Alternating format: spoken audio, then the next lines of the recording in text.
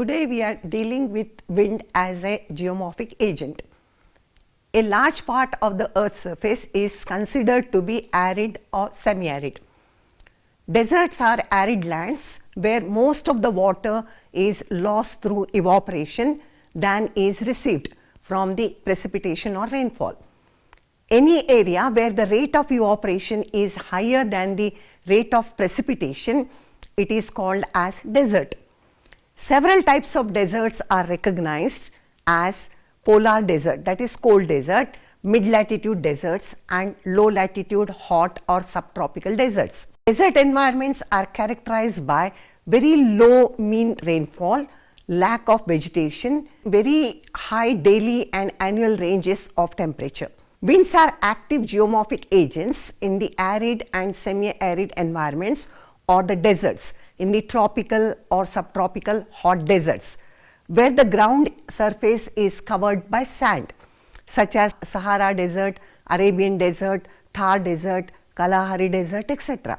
The process operated by the wind in the desert areas is called as aeolian process, and the landforms produced are called as aeolian landforms.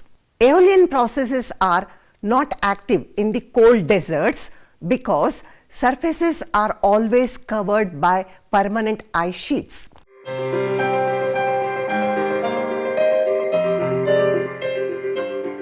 In this lesson, we'll try to understand the work of the wind, like erosion, transportation and deposition, to study various aeolian depositional landforms.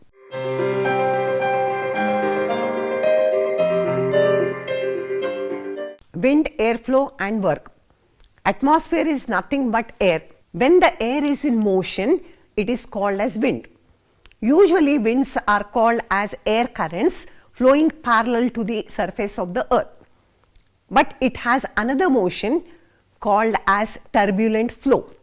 In this flow, the wind moves up and down and sideways. Wind is one of the dominant agents in the hot desert areas. The desert floor gets heated too much and too quickly because of being dry and barren. The heated floors heat up the air directly in contact with it and becomes lighter and moves up in the form of upward movements with turbulence. Any obstruction in the path of the air flow sets up eddies, whirlwinds or updrafts and downdrafts. Wind also move along the desert floors with great speed, and the obstruction in their path also creates turbulence. The most important variable in airflow is velocity. Wind velocity has a direct relationship with the isobaric slope or the pressure gradient.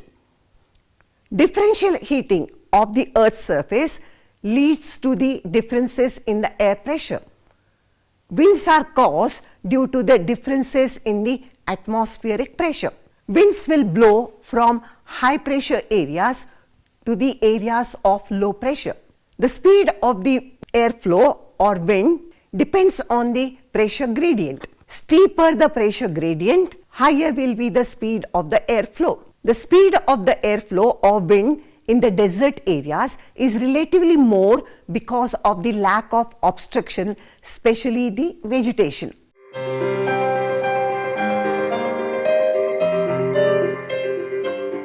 Work of wind. Wind brings changes over the Earth's surface through the process of 1. Erosion, 2. Transportation and 3. Deposition.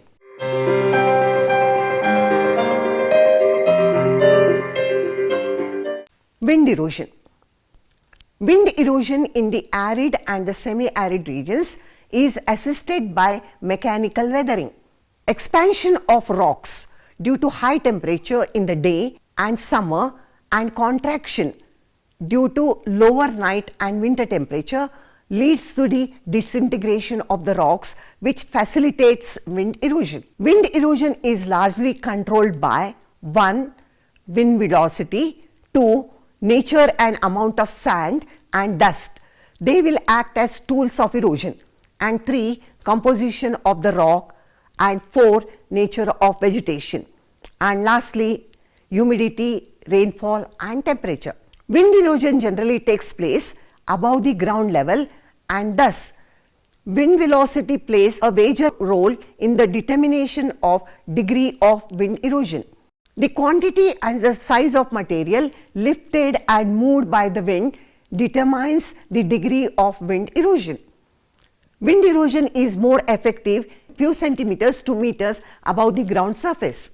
Unlike rivers, winds erode the rocks from all the sides because of their variable directions. Wind performs erosion in three ways. 1. By deflation process, 2. Aberration or sand blasting, and 3. By attrition process.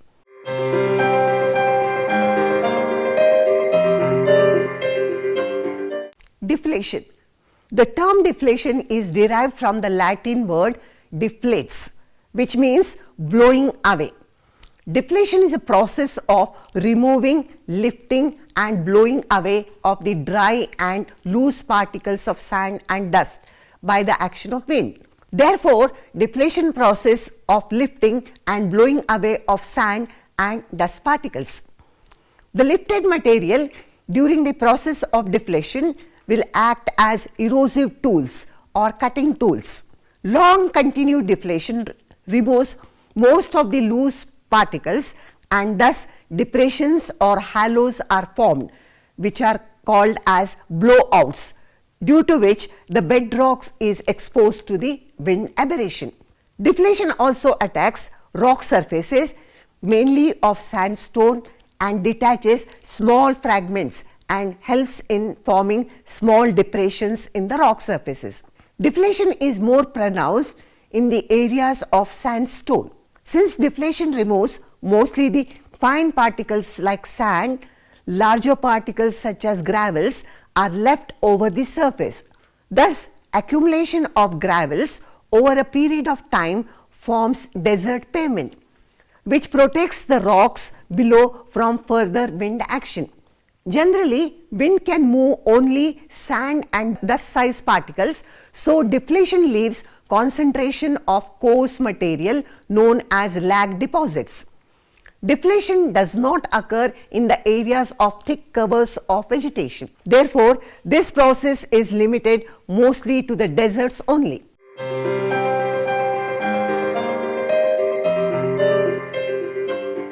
Aberration. The wind carrying sand particles will act as tools of erosion and attack the rocks and erode them through the mechanism of friction, rubbing, grinding and grooving, undercutting, scoring and polishing. Combined effects of these mechanisms are collectively called as aberration or sandblasting. Wind aberration is minimum at the ground level because wind velocity is retarded due to friction. In desert and semi-desert areas, winds carry with them enormous quantities of sand and dust, which act as tools of erosion as they strike against the rock surfaces. The sand particles, that is the tools of wind, wears down the rock as if a sandpaper is used. The sandblast effect is mostly restricted to few feet from the ground level, as the wind cannot lift the sand more than few meters.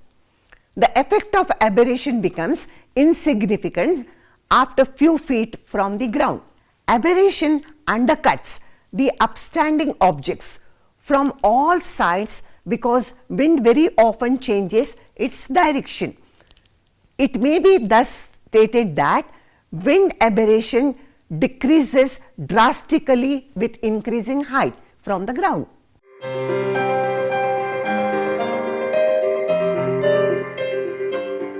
Attrition. When the sand particles are carried by the wind, they strike against one another.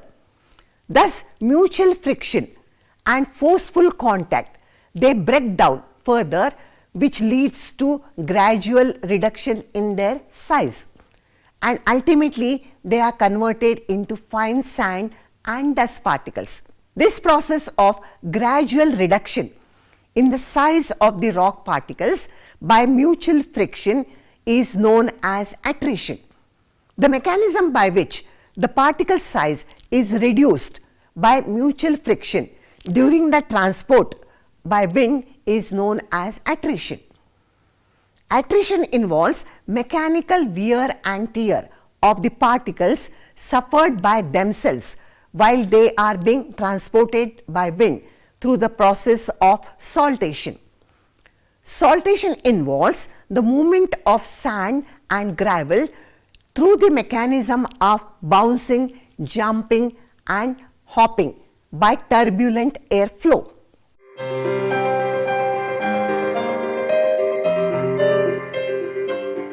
The transportational work of the wind differs from other agents of erosion like river because the direction of the wind is highly variable.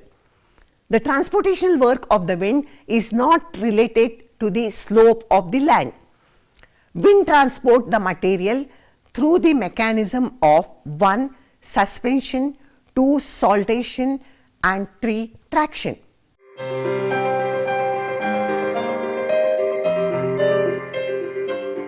Suspension. Very fine material with a diameter of less than 0.2 millimeter in diameter are kept in suspension by the upward moving air. The suspended particles are carried by the wind to far off distance. The lighter material are carried to great height by the wind in the form of dust clouds. Transportation of finer dust particles by the wind give rise to hazy conditions in the atmosphere.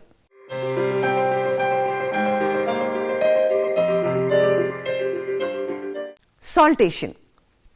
The materials larger than 0.2 millimeters in diameter are transported through the mechanism of jumping, leaping, bouncing. The mechanism of wind transport is called as saltation. Saltation is very efficient when the wind is very strong and continuous in desert areas.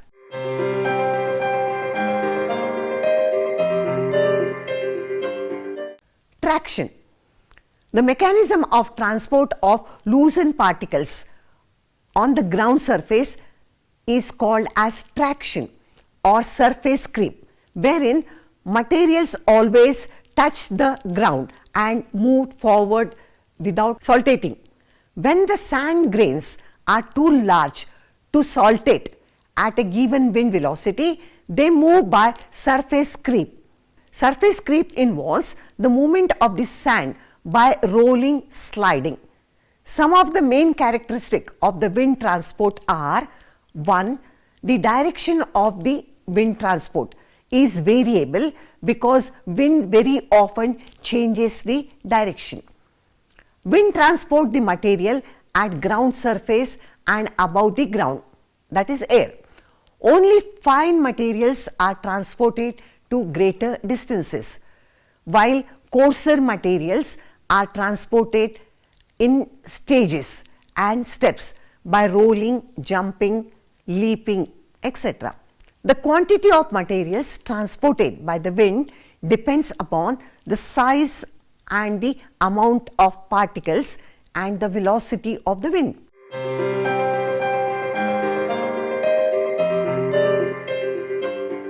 Deposition by the winds takes place when it meets the obstruction or when the speed of the wind slows down. Deposition of wind-blown sediments occurs due to the marked reduction in wind speed and obstruction caused by the trees, bushes, rock boulders, hills, lakes, etc.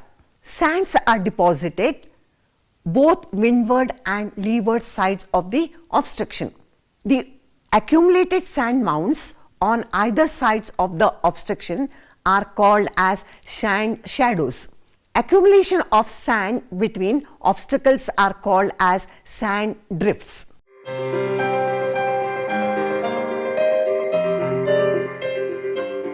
The main depositional landforms of the wind are: 1. Ripple marks, 2. Sand dunes and 3. Loess.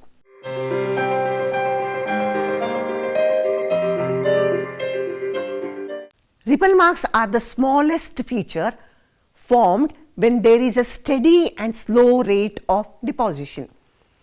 Ripple marks are small-scale depositional features of the sand. Ripple marks are either longitudinal or transverse. These wave-like features are formed mainly by saltation impacts.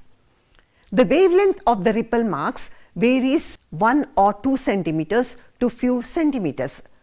Ripples are thought to originate when there are slight irregularities on the surface, which leads to increased saltation from the surface facing the wind. The sand deposits in the desert areas appear in the form of small waves. The spacing between them measures few centimeters.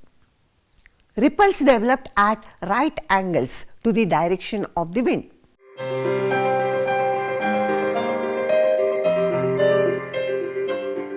Sand dunes are the mounds or the heaps of sand deposited by the action of wind and called as sand dunes.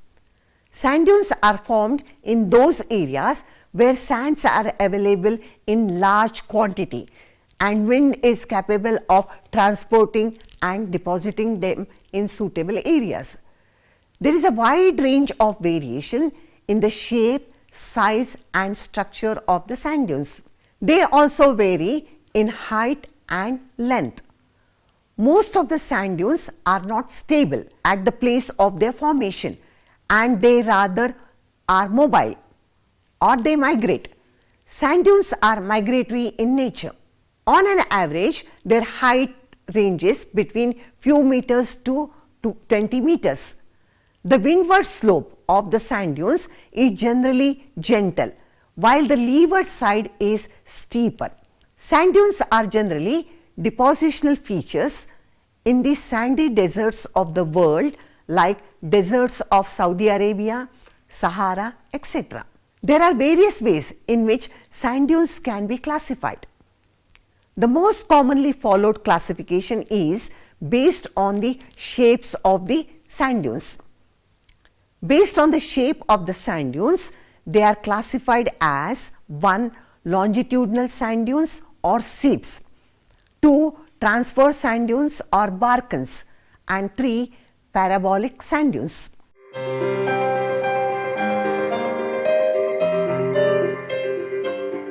Longitudinal sand dunes or seep dunes. Sand dunes formed parallel to the direction of the wind are called as longitudinal sand dunes. They are very large in size. Sand dunes which extends several kilometers in length with average width of a kilometer or more and average of height several meters. Windward slope of these dunes is very gentle, while the leeward slope is very steep. These dunes are formed in the inner parts of the great deserts where high velocity winds are constant in their direction. Longitudinal sand dunes are almost parallel to each other and they are separated by sand-free bare surfaces known as rig. Such sand-free corridors between parallel dunes are called as 𝗧𝗬 in Sahara Desert. Longitudinal sand dunes are also called as seep dunes.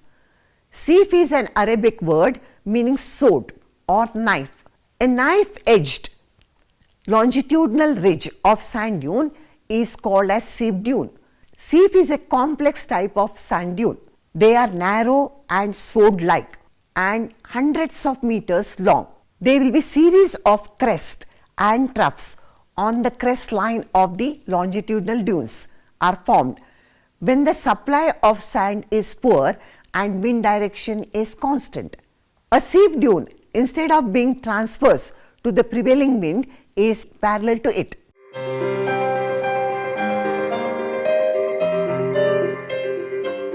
Sand dunes formed transverse to the direction of the prevailing winds are called as transverse dunes.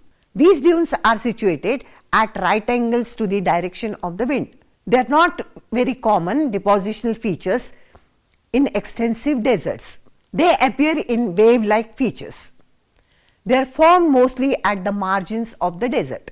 Transverse sand dunes are elongated in shape and perpendicular to the direction of the prevailing wind. They are very long and are low in height.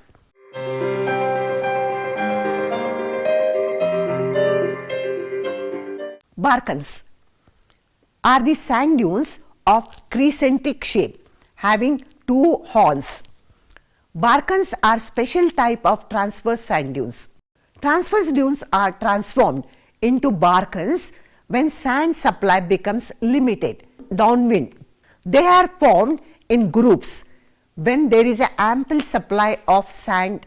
Isolated barkans are formed when the supply of sand is inadequate. Windward side having gentle slope is convex in nature, while the leeward side is concave in plan. With steep slope, the horns always project downward, that is directed away from the wind direction. Big barkans are called as augurs.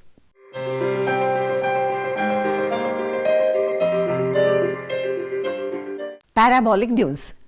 These dunes generally develop in partially stabilized sandy terrains. Parabolic sand dunes are formed when the sandy surfaces are partially covered with vegetation. They are usually U-shaped, having a convex nose which migrates downward. Such dunes are much longer and narrower than the barkans, but are always associated with a blowout. The dunes appear like parabolas. They are formed in such a manner that their gentler windward sides are scooped out hollows formed by the removal of the sand. These hollows have points tapering in the windward direction. Such dunes are very rare.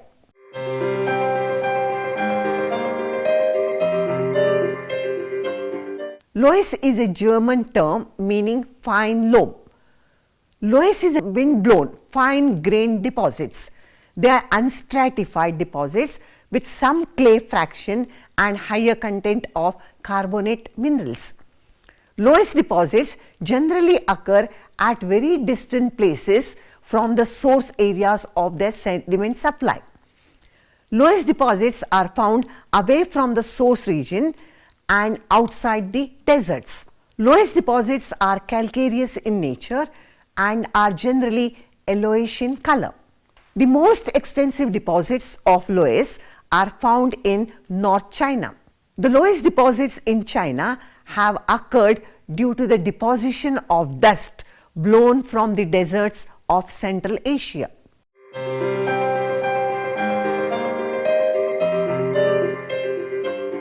Wind is an important geomorphic agent in the arid and semi-arid regions of the world.